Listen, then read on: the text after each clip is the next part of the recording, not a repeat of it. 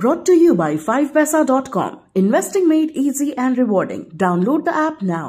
नमस्कार, मैं हूं आलोक जोशी और आप देख रहे हैं बिजअड्डा। और बिजअड्डा में आज हम बात करेंगे अंबानी की, अडानी और अंबानी की नहीं, सिर्फ अंबानी की।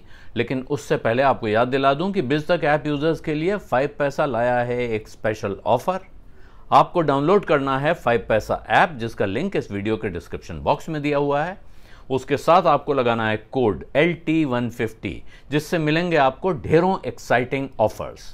5 पैसा के जरिए आप शेयर्स में इन्वेस्ट कर सकते हैं, IPO में पैसा लगा सकते हैं और म्यूचुअल फंड में भी पैसा लगा सकते हैं। और ये सब 0% ब्रोकरेज और सिर्फ 20 रुपए फ्लैट पर ऑर्डर के चार्ज पर। तो फिर अब देर मत कीजिए, डाउनलोड कर लीजिए 5 पैसा ऐप।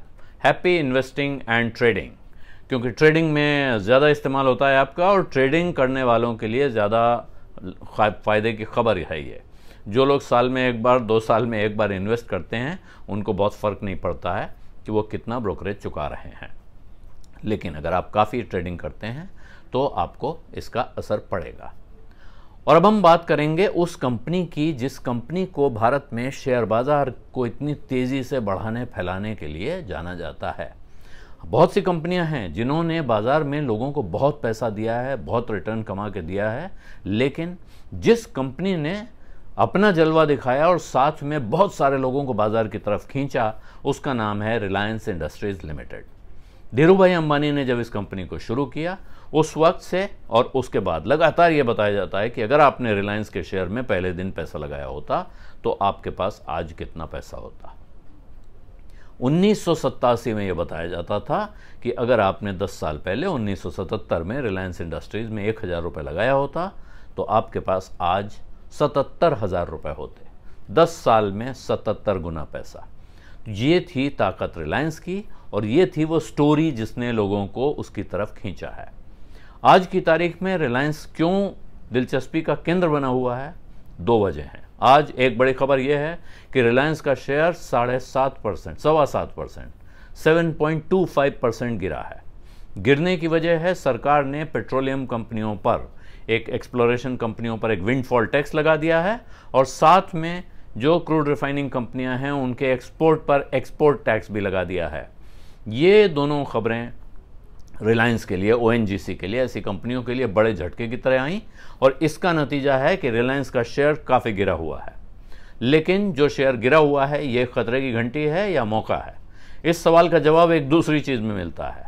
पिछले 2-4 दिनों में कुछ खबरें आई हैं जिनमें मुकेश अंबानी, जो रिलायंस के चेयरमैन हैं, मात्र 65 साल उनकी उम्र है, लेकिन उन्होंने अपने बेटे और बेटी को 2 डिविजन्स का काम एक तरह से सौंप दिया है।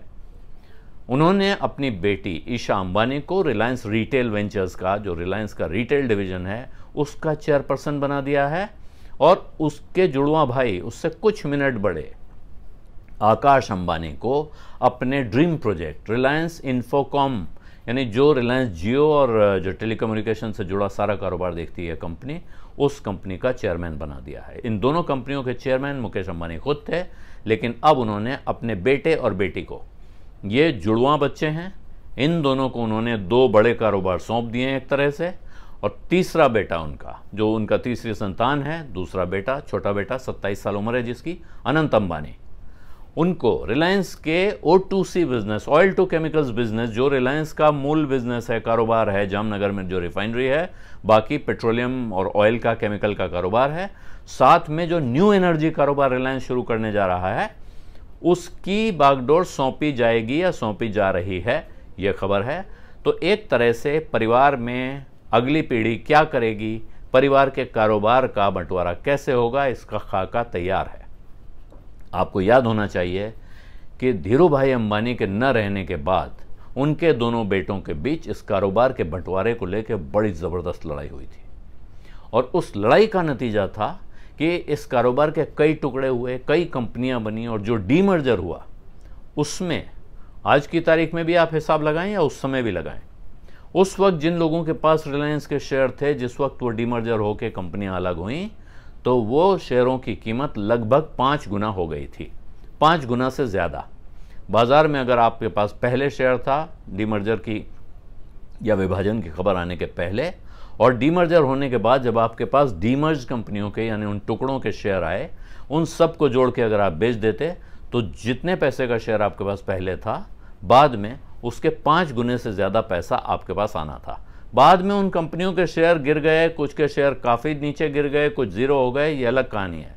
लेकिन डीमर्जर के तुरंत बाद जो हुआ वो मैं आपको बता रहा हूँ। तो अब क्या है, यहाँ क्या उम्मीद है? यहाँ उम्मीद ये है कि एक रिलायंस इंडस्ट्रीज़ है, एक रिलायंस टेलीकॉम का कारोबार है, एक रिलायंस रिटेल का कारोबार है, जियो है। ये सारे कारोबार अब क्या रिलायंस के शेयर के विभाजन होंगे, या इन 3 जो नए 2 कारोबार हैं या 3 कारोबार हैं, इनके अलग अलग नए आईपीओ आएंगे जिनमें रिलायंस के शेयर धारकों को भी शेयर मिलेगा?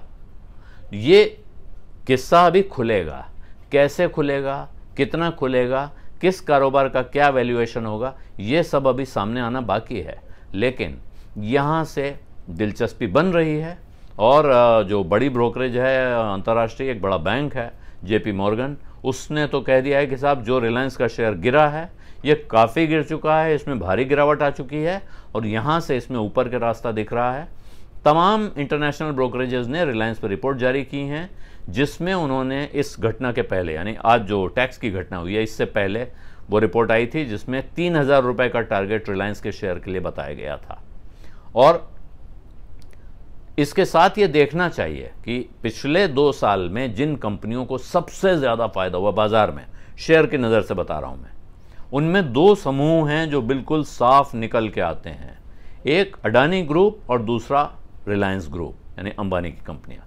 तो ये दोनों कंपनियां पिछले कुछ समय में काफ़ी ज़बरदस्त कमाई इन्होंने की है। इसकी वजह इनका अपना कारोबार है, सरकार की नीतियां हैं, इनका काम करने का तरीका है, इनकी परिस्थितियां हैं।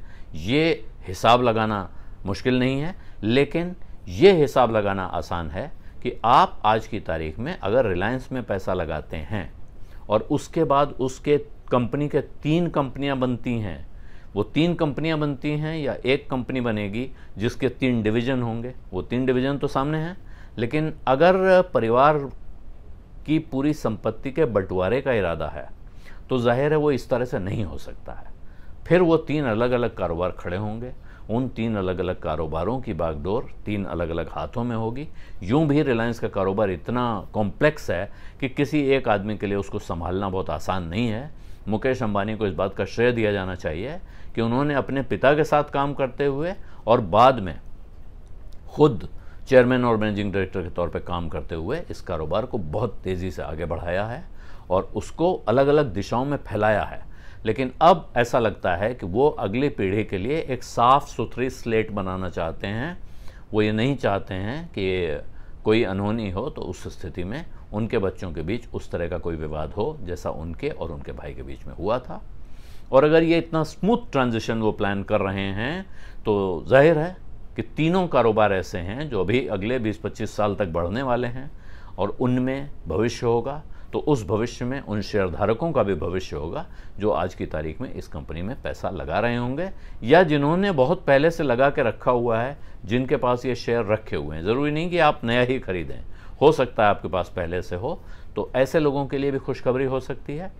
एक मॉडल और है जिसके बारे में अभी कोई बात सामने नहीं आई है, लेकिन वो मॉडल टाटा समूह से आता है।